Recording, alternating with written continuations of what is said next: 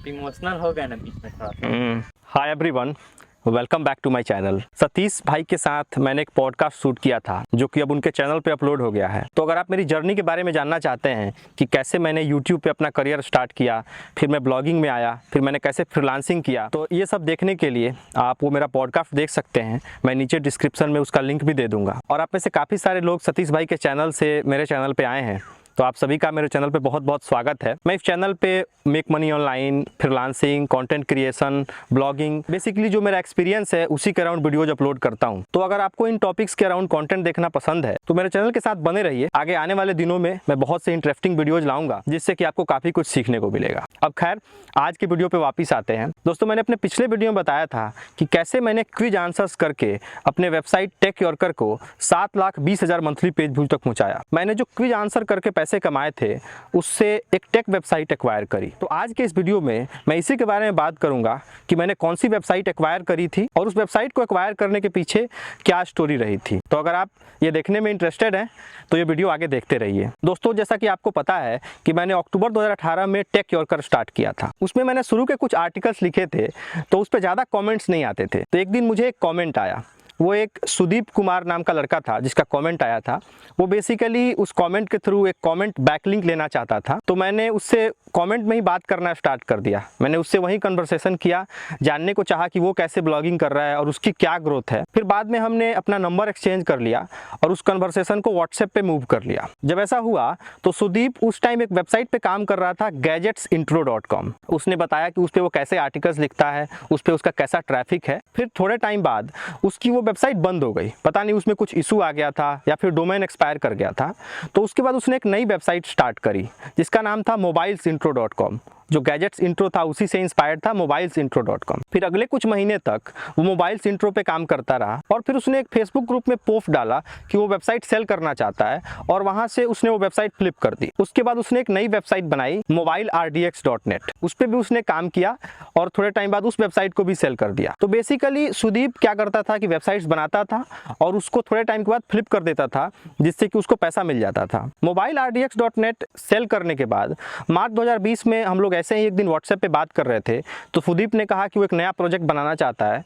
तो उसने मेरे से डिस्कशन किया और उसने एक नया डोमेन रजिस्टर किया mobilestalk.net। और उस टाइम मुझे एसओसी कंपैरिजंस पे काफ़ी ट्रैफिक आता था। तो मैंने सुदीप को भी सजेस्ट किया कि वो भी अपने नए वेबसाइट पे एसओसी कंपैरिजन करे और देखे कि उसको कैसा रिजल्ट मिलता है। जब मैं एसओसी कंपैरिजन करता था तो मैं कंपैरिजन रिटर्न में किया करता था, लेकिन सुदीप ने उसमें थोड़े चेंजेस लाए और वो एक प्लगइन के जरिए कंपैरिजन करने लगा। एक प्लगइन था APS प्रोडक्ट्स जिसके थ्रू वो प्रोडक्ट पेजेस बनाता था 2 एसओसीज का और उनको आपस में कंपैरिजन कर दिया करता था जिससे कि एक टेबल बेस्ड कंपैरिजन क्रिएट हो जाता था और उसको कंटेंट नहीं लिखना पड़ता था। और फिर ऐसे ही उस वेबसाइट पे काम करने लगा।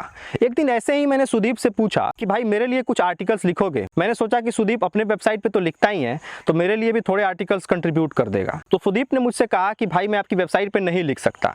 तो मुझे लगा कि हो सकता है उसके पास काफी सारा वर्कलोड होगा जिसके कारण वो ऐसा कह रहा है। फिर भी मैंने उससे पूछा कि क्यों भाई, ऐसा क्यों? तो उसने कहा कि भाई मेरा हेल्थ ठीक नहीं है। मैंने पूछा भाई क्या हो गया है? तो उसने बताया कि जब मैं 10 साल का था तभी से मुझे टाइप 2 डायबिटीज़ है जिसके कारण मुझे और भी बहुत सारी प्रॉब्लम्स होने लगी है, जैसे कि विजन लॉस हो रहा है, किडनी में इशू आ रहा है, उसके अलावा लंग्स में भी इन्फेक्शन हो गया। ये सब सुन के मैं काफ़ी अपसेट हुआ और सुदीप के लिए काफ़ी मुझे बैड फील हुआ कि इतनी कम एज में उसको इतने सारे हेल्थ कॉम्प्लिकेशंस हो गए। अराउंड मई 2021 में मुझे सुदीप ने एक वॉइस नोट भेजा व्हाट्सएप पे। जब मैंने वो वॉइस नोट सुना तो उसमें सुदीप ने बताया था कि वो मोबाइल स्टॉक बेचना चाहता है। इसके पहले भी जब भी सुदीप ने कोई वेबसाइट बेची थी तो मुझसे पूछता था कि भाई आप ये वेबसाइट खरीदोगे, और पहले मैंने कभी भी उससे कोई वेबसाइट नहीं खरीदी थी। तो मैंने भी सोचा कि इस बार भी वो बेचना चाहता है तो इसलिए उसने मेरे से पूछा। बट उससे जब बात हुई तो उसने बताया कि भाई जब आपसे पहले बात हुई थी तो मैंने बताया था कि मेरी आंखों में दिक्कत है, कि अब मेरी आंखों से कंप्लीटली दिखना बंद हो गया है। तो मैं ये सुनकर काफ़ी सरप्राइज रह गया। सुदीप बोला कि भाई जब आंखों से नहीं दिख रहा तो मैं वेबसाइट पे काम नहीं कर पाऊंगा और पता नहीं मैं फिर आगे कभी देख पाऊंगा पाऊंगा कि नहीं, तो वेबसाइट पे जो काम है उसको कौन मैनेज करेगा। तो मैंने पूछा कि भाई आप वेबसाइट और किसी से भी बेच सकते हो, तो उसने कहा कि भाई अगर और किसी से बेचने जाऊंगा तो मुझे ग्रुप में पोस्ट करना पड़ेगा, उनसे कन्वर्सेशन करना होगा, जो भी डिटेल्स होंगी वेबसाइट का, ट्रैफिक का, अर्निंग्स का, वो दिखाना होगा, जो कि मेरे लिए अभी पॉसिबल नहीं है।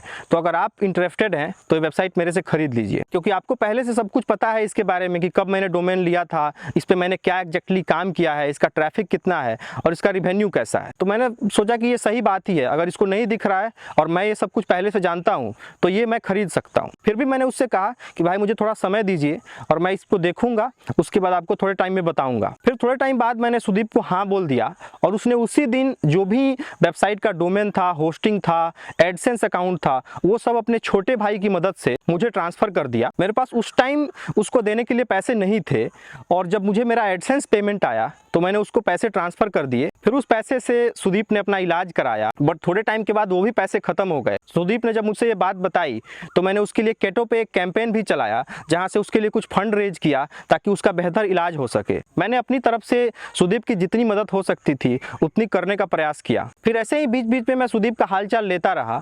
अराउंड अक्टूबर 2021 में मैंने उसको एक दिन मैसेज किया कि सुदीप भाई कैसे हो, आपकी तबीयत कैसी है। तो मुझे कुछ टाइम तक रिप्लाई नहीं आया, तो मैं थोड़ा सा परेशान था कि क्या बात है, सुदीप की तरफ से कोई रिप्लाई नहीं आ रहा है। फिर लगभग एक वीक के बाद मुझे उसके नंबर से मैसेज आया, तो मैं उससे बात करने लगा। तो मैंने जल्दी से रिप्लाई किया ताकि उसका हाल चाल जानूं, बट उधर से रिप्लाई आया कि भाई मैं सुदीप नहीं, सुदीप का भाई हूं, सुदीप हमारे बीच नहीं रहा। एक दिन उसकी तबीयत बहुत ख़राब हो गई और उसको हम जल्दी से हॉस्पिटल ले गए, लेकिन रास्ते में ही वो हम लोग को छोड़ के चला गया। ये सुन के मैं काफ़ी अपसेट हो गया। मैं सुदीप से ऑनलाइन ही मिला था, उससे कभी फिजिकली भेंट नहीं हुई थी, लेकिन वो एक मेरा अच्छा दोस्त था और उसके ऐसे जाने से मैं काफ़ी समय तक बहुत दुखी था और मैं सुदीप के छोटे भाई से बात करते रहता था और जहाँ तक मेरे से हो पाता था मैं उसका हेल्प आज भी करता हूँ। तो यही स्टोरी थी कि मैंने एक टेक वेबसाइट mobilestock.net कैसे एक्वायर करी। अब दोस्तों बात करते हैं कि mobilestock.net एक्वायर करने के बाद मैंने उसको कैसे ग्रो किया। जब सुदीप ने मुझे मोबाइल स्टॉक का डोमेन और होस्टिंग ट्रांसफर कर दिया, उसका जो भी वर्डप्रेस का क्रेडेंशियल्स था वो मुझे उसने दे दिया, तो मैंने लॉगिन करके देखा तो उस पर दो तरह का कंटेंट था। एक तो उस पर टेक्स्ट कंटेंट था, अराउंड 62 आर्टिकल्स थे जो कि मोस्टली न्यूज आर्टिकल्स थे, और दूसरी तरफ उसने जो प्लगइन की मदद से प्रोडक्ट पेजेस बनाए थे, कंपैरिजंस किए थे, वो था। तो वेबसाइट मिलने के बाद सबसे पहले मैंने जो टेक्स्ट पोस्ट थे उनको डिलीट कर दिया, क्योंकि उस टाइम तक मैं मोस्टली एवरग्रीन कंटेंट में शिफ्ट हो गया था। तो मैंने न्यूज़ कंटेंट डिलीट कर दिया, लेकिन जो प्रोडक्ट पेजेस थे और कंपैरिजंस थे उसको मैंने वैसे ही रखा, क्योंकि जो सारा ट्रैफिक था वो उन्हीं पेजेस पे आ रहा था। मैंने फिर वेबसाइट को अपने एडसेंस अकाउंट में ऐड कर लिया ताकि जो भी रिवेन्यू है वो मेरे एडसेंस अकाउंट में आने लगे। फिर जैसे सुदीप उस वेबसाइट पे मोबाइल का, लैपटॉप्स का, स्मार्टफोन प्रोसेसर्स का प्रोडक्ट पेजेस बनाता था, कंपैरिजन करता था, वही सेम चीज़ मैं अपने एक फ्रेंड अभिषेक की मदद से उस पर करने लगा। और सेम लगभग यही चीज़ मैंने मार्च 2022 तक कंटिन्यू किया। जब मैंने वेबसाइट एक्वायर करी थी तो उस पर अराउंड 40,000 पेज व्यूज था, और चूंकि मैं सेम चीज़ को लगभग 1 साल तक करते रहा तो ट्रैफिक का लेवल भी लगभग सेम ही था। तो मैं ये सोचता था कि इस वेबसाइट का ट्रैफिक नहीं बढ़ रहा, इस पर कुछ अलग स्ट्रेटजी बनानी होगी। तो फिर मैंने अपने दोस्त के साथ बात किया और उस दिन हमने डिसाइड किया कि हम और कैटेगरीज में एक्सपेंड करेंगे। जैसे कि हम स्मार्टफोन का एसओसी कर रहे थे, जैसे कंप्यूटर के सीपीयूज होते हैं, जीपीयूज होते हैं, इन कैटेगरीज में भी हम एक्सपेंड करेंगे। तो उसके पहले हमने सबसे पहले सोचा कि जो हमारा एसओसी कैटेगरी है उसको कंप्लीट करते हैं। जो भी एसओसी पिछले 10 साल में आए हैं उनका हमने एक लिस्ट बनाया और उसका सारे एसओसी के साथ कंपैरिजन कर दिया। मैं प्राउडली कह सकता हूं कि उस वेबसाइट पे इतने एसओसी कंपैरिजन हैं जितने कि दुनिया के किसी वेबसाइट में नहीं है। लगभग मई 2022 के आसपास हमने एसओसीज कंपैरिजन कंप्लीट कर लिए थे।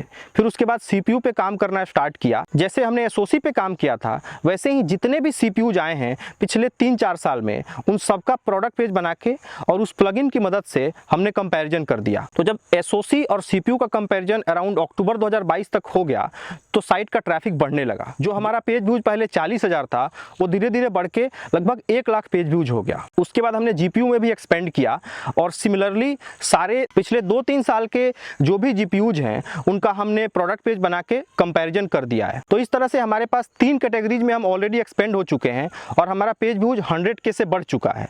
इसके बाद हमने सोचा कि अब हम इस पे कंटेंट भी लाएंगे तो अराउंड जुलाई 2022 से उस पर कंटेंट भी आ रहा है और अब लगभग उस पर 200 आर्टिकल्स भी हो गए हैं। तो इन सारे एफर्ट्स की मदद से अब उस वेबसाइट का ट्रैफिक लगभग 1,40,000 हो गया है।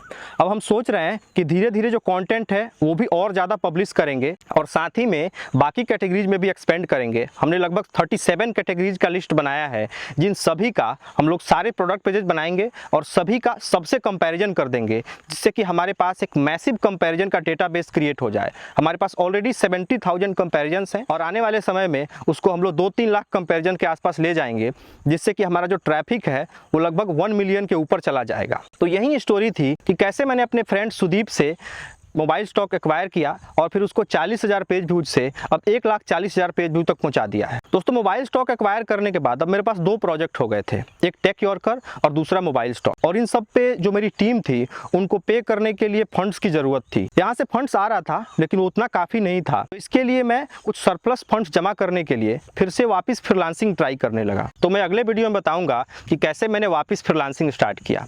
इस वीडियो में इतना ही। अगर आपको ये वीडियो अच्छा लगा हो तो इसको लाइक कीजिए, अपने ब्लॉगर्स दोस्तों के साथ शेयर कीजिए और ऐसे और वीडियोज़ के लिए मेरे चैनल के साथ बने रहिए। मैं ऐसे ही और इंटरेस्टिंग वीडियोज़ लाता रहूँगा। मैं फिर आप सभी से मिलता हूँ अपने अगले वीडियो में। तब तक के लिए बाय।